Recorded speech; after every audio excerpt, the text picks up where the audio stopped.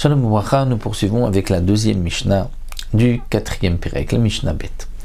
La Mishnah poursuit et nous dit aussi ce qui provenait de la Troumat Alishka, donc de ces prélèvements des Machatzit HaShekel, comme nous l'avons vu, des trois périodes, 3 fois dans l'année, où on prenait une terouma, un prélèvement des demi-cycles qui avaient été déposés au Beth Amikdash. Qu'est-ce qu'on faisait de cet argent? Donc nous avons vu les korbanot tzibour. La Mishnah continue aussi para, c'est-à-dire une vache rousse. Si on avait besoin d'une vache rousse, il fallait l'acheter avec cet argent de la teroumat alishka. Vesaïr amishtaler. De même, le bouc qui allait être envoyé de la falaise au jour du Yom Kippourim, le seir la Azazel, c'était aussi de cet argent. Velachon shel zéorit, et la languette zéorit de rouge, de pourpre, qui était jetée au moment où on préparait la vache rousse, on l'a brûlée, il fallait jeter à l'intérieur une languette de laine en couleur rouge, pourpre, et on rajoutait aussi etz erez ve'ezov, morceau de cèdre et de l'hysope. Ça aussi, ça fait partie de ce que le Tana appelle la shon shezorit, et c'était acheté avec l'argent de la lishka. Donc, para, sir mishta la shon shezorit, baim mitrumat alishka, venait de cet argent de la lishka que l'on prenait de cette pièce, donc la lishka, au Beth Amikdash. Bien que, nous dit le Barthénora, la para douma, la vache rousse, n'était pas égorgée dans la hazara. Elle était égorgée en dehors du Beth Amikdash, malgré tout, comme elle est appelée dans la Torah Khatat, c'est comme un sacrifice, et elle était achetée de la Troumat Alishka.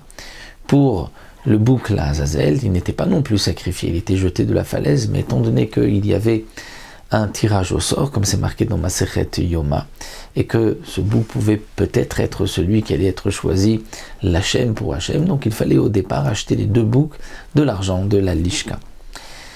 La Mishnah poursuit, Kevesh Para. Kevesh Para, c'est-à-dire le pont que l'on faisait à l'époque pour faire sortir la vache rousse du Har HaBayit jusqu'au mont des Oliviers, où là-bas la vache rousse était égorgée et brûlée. Ce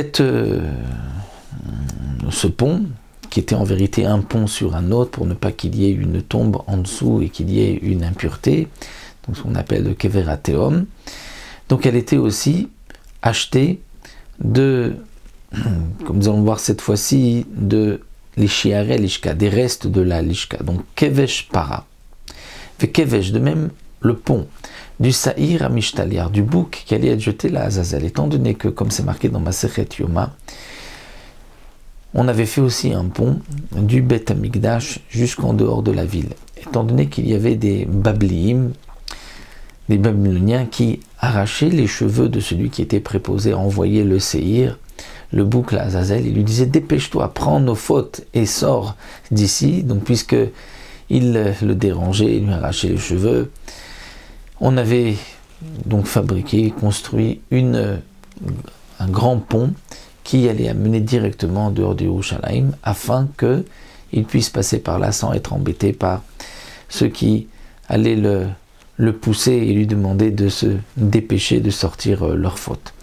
Donc le Kevesh, donc ces 2 ponts que nous avons vus pour la Paradouma et pour le bouc Amishtaler, Velachon Sheben Keranav, de même la languette qui était accrochée entre les cornes du bouc qui allait être jeté de la falaise pour savoir si les fautes allaient être pardonnées, puisque c'était une languette qui était rouge, qui allait devenir blanche une fois que les Bnei Israël avaient reçu leur kapara.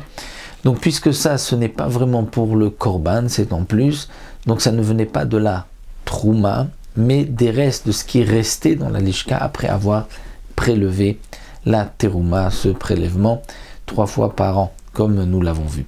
Donc, amatamaim, le Tana poursuit aussi, amatamaim, c'est-à-dire qu'il y avait une petite rigole d'eau qui passait, qui traversait la hazara, s'il était nécessaire de l'arranger.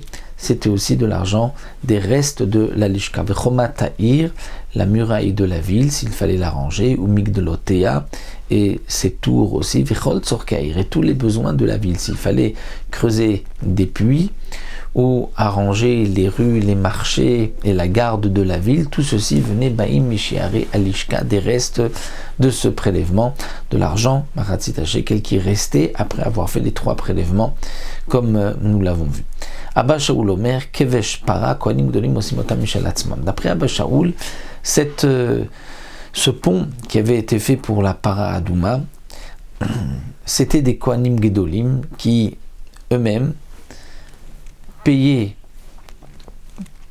de leur argent pour faire ce pont pour sortir la Para Adouma. Donc ça ne venait pas, d'après Abba Shaul, des restes de la Lishka, mais c'était des Kohanim Gedolim qui eux-mêmes, de leur argent, payaient ce pont pour faire sortir la Para Adouma. Voilà, nous allons nous arrêter ici. On se retrouvera pour encore un autre point, Bezrat Hashem, dans la 3e Mishnah.